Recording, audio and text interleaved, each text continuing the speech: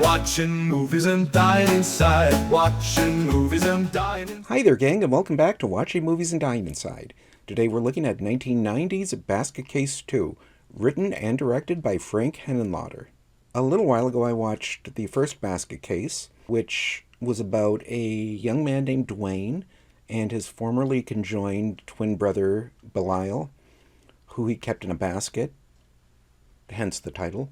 Now you're probably thinking, what kind of basket? How big was it? Regular picnic basket size, because Belial was basically a head with giant hands. And also Belial killed a lot of people. I think it was the people who surgically detached the two brothers and they were out for revenge. I think they died at the end. Anywho, Duane is back in this. It's the same actor. That's about all I really know about the film, that they're both back, and that the actor playing Duane has a pretty normal-looking haircut, as opposed to the first Basket Case when he had all the hair. Not really sure what to expect, so let's just dive on in and hope for the best. Watching movies and dying inside.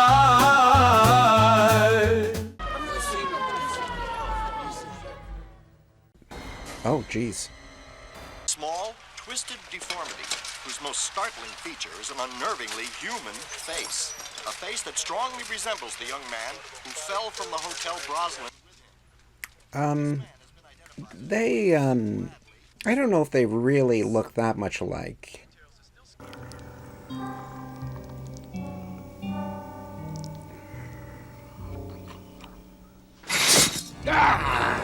There might be a passing resemblance between the two, but I mean,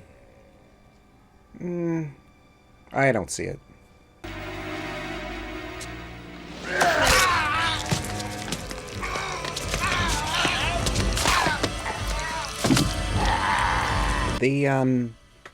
The effects on Belial are, real improvement over the first film. No big deal. Let me check on this. I help you out. You help me out. We agree? No, this ain't good. This would just get me all depressed and angry. Is that what you want? You want me to get real mad?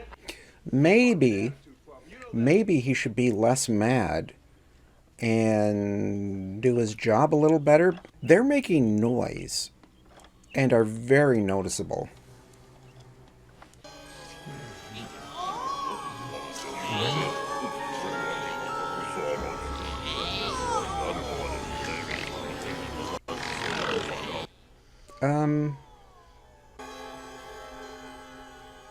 Are we going to bring any outsiders in on this?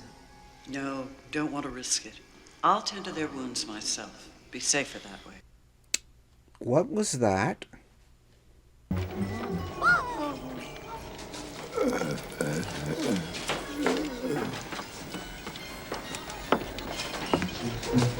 This, An underdeveloped body. He was abandoned by... Okay, this is not where I was expecting the sequel to go. Like, not at all. Would you, Lorenzo? Dai campi, dai prate, che non dal... And the first to offer comfort and help when one of our family needs it.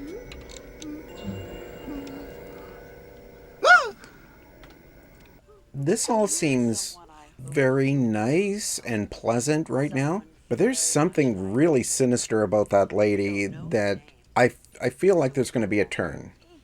Perhaps you might help her. Look after her. Let her know she has a friend.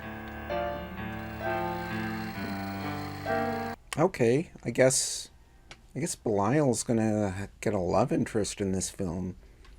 So, good for Belial. And I'm doing a story on the Bradley twins. Yeah. I got one of them.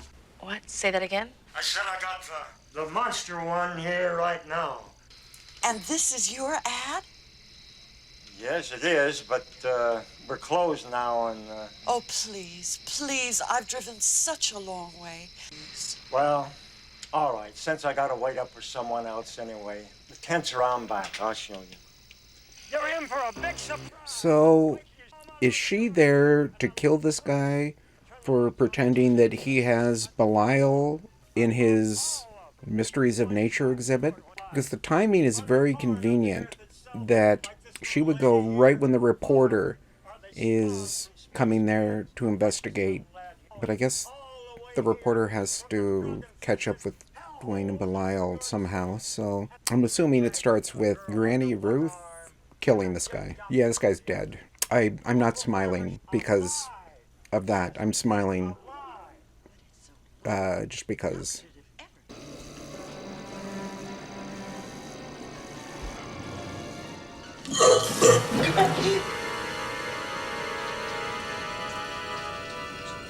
Yeah, that was very convenient timing. You miss him and need him and yet hate him at the same time. I understand your pain, but ripping the faces off people may not be in your best interest. That's sound advice. You know. I've never had anyone like you who's cared for me, who's helped me. Well, you've always had your brother. Yeah, right, but it's kind of different now. Wait, these two have a relationship? 'Cause that's Granny's granddaughter. It seems like Duane is really into her, but I don't think they've interacted prior to this scene. Okay, but I guess he's really into her. Yeah, I think I do love her. And I think she loves me. You got a problem with that? Good. I feel like they probably could have spent a little more time building up that relationship. Plus, that weird carnival barker guy has had more screen time than this girl.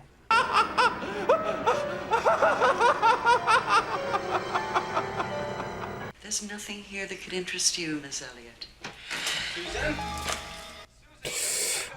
Oh. Michael, you startled us.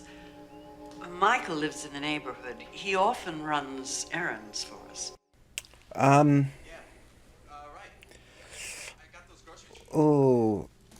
This reporter's whole storyline just depends on her having just the best luck with timing. Like, she just happens to go to that guy's carnival right after he's murdered, and then shows up at the house right when Duane happens to walk in holding the basket.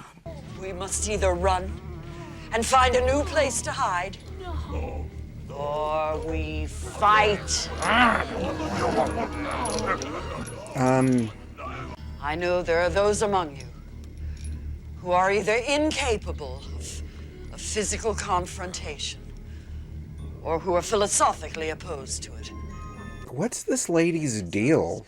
Why is she so intense and aggressive about all this? I appreciate the fact that she's given a home for these people. This is weird.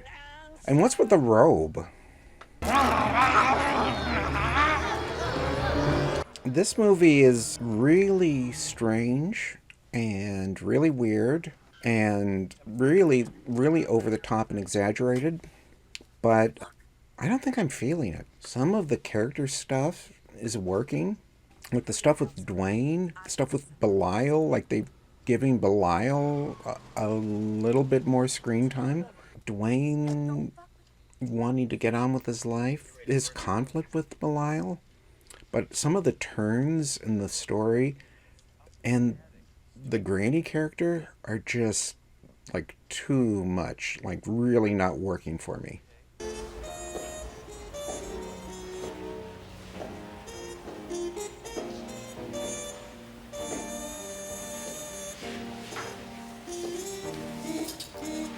And maybe not. Let's take a vote.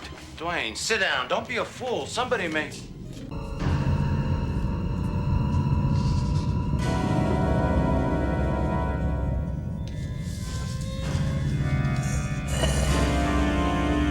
How did he not notice all of the people wearing hats and humongous masks? Now, I grant I wasn't paying super close attention to the people sitting at the bar, but they were not there when he walked in.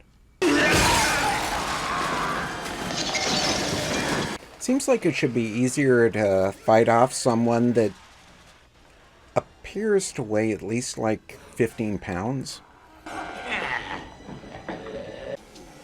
Hey. What's in the basket? I think this movie might be killing me. There's a lot of strange stuff in here that feels a little strange just for the sake of being strange, but it just really doesn't have much of a story. Like, the characters are still pretty surface level, and even when it seems like there might be a little more to them, there isn't. Of all the things you could have done for the sequel, this is unexpected. But, and I mean, the effects and the makeup are very impressive. Yeah, there's just not really much else to kind of glom onto.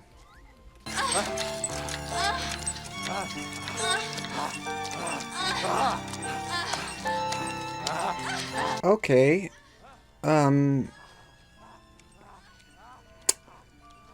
don't know what's going on, but I'm probably gonna blur it out anyway. But yeah, Belial and girl Belial are, you know, I'm pregnant. I've been pregnant for the past 6 years. yeah, having a We're trying to take him out, but he doesn't want to. having a wild time. Taking care of me until he's ready to be born. God's sake, Dwayne! Where's Susan? Oh, yeah, right. Yeah, right. He barely touched her. And she went flying and landed right on the picnic table. Yeah, right. Yeah, right. Everything that went before doesn't matter. This is the only way to make things right again. Oh. Okay. Yeah, I probably should have guessed that this is where it was going.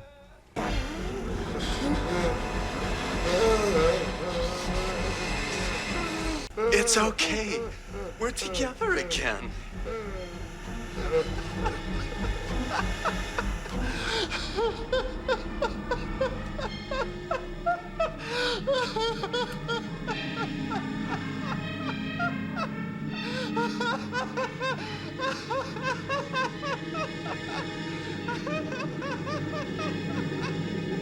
Okay. Okay. That was Basket Case 2. I was kind of on board for about the first half. There was stuff that kind of felt like, okay, it's you know, setting up all these different things, building up towards some big finish, but the plot with the reporter went nowhere. The plot with Granny was kind of half-baked. The other people in the house were really... They weren't even really characters. They were just like a practical visual effects showcase. The little bit they did with Belial, actually exploring that character a little more, that was probably my favorite part of the film, and it was such a minuscule part of the overall runtime that I know, it feels like a missed opportunity. I don't know how interested I am really in seeing where the story of Duane and Belial goes, but I mean, you know, 2 films in now, might as well finish it. I was far from enamored with the first film, but honestly, I very much preferred it to this. That was Basket Case 2.